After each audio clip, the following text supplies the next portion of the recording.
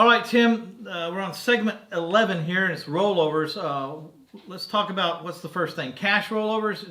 Now, rollovers is you've got an account that's not self-directed. You want to move it into an account or roll it over into an account that is self-directed. Let's say this account just has cash in it. What do you want to do? Well, the way to move the cash is what you're going to have to do is call up the custodian, ask them what paperwork they want you to fill out. Sometimes it's their own paperwork. Sometimes it's your own, the 401k's paperwork, which we provide for you.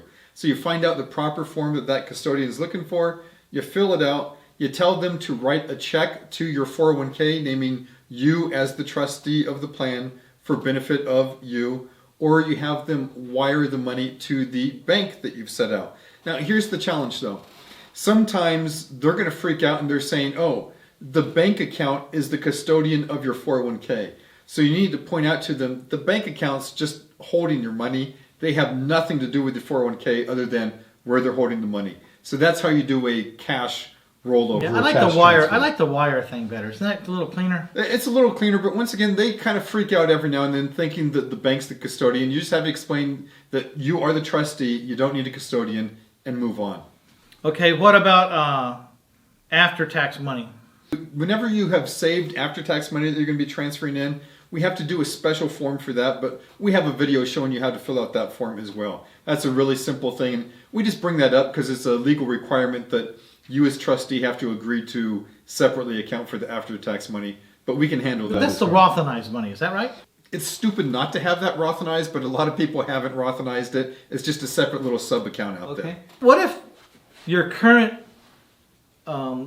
retirement plan, what if they just refuse, they don't want to give up? Because I've had this happen before. Like you're trying to get a private lender who wants to lend money to me. I'm trying to get their money from a traditional 401k to a self-directed 401k, and they won't let go of the money. They won't do anything. I guess every minute they hold that money is to their benefit. I get it, but can you?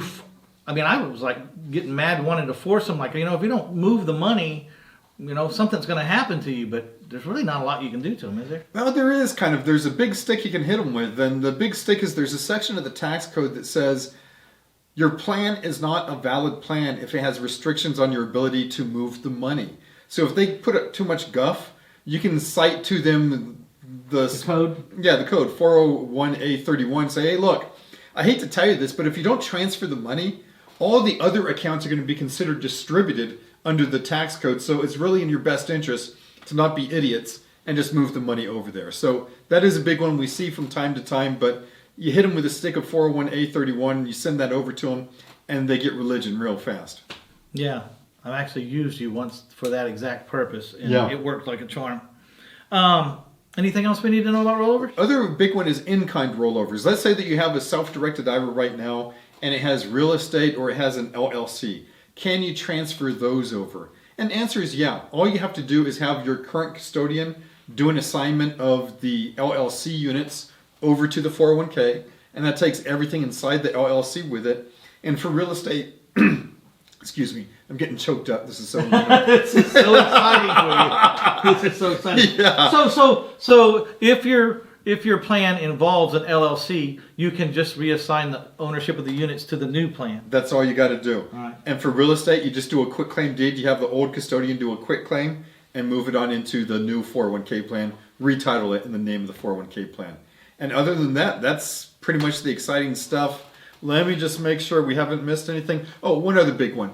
Some people have messed up rollovers in the past. They've held it out over 60 days or so. We might be able to fix that. So don't lose hope. Don't despair. If you've had a messed up rollover, we might be able to fix that for you as well. Yeah, if you're laying awake at night because you think you've made some, what are they called, prohibitive transactions or whatever, don't have that anxiety. Just call and get some answers, because chances are it may not be as bad as you're fretting.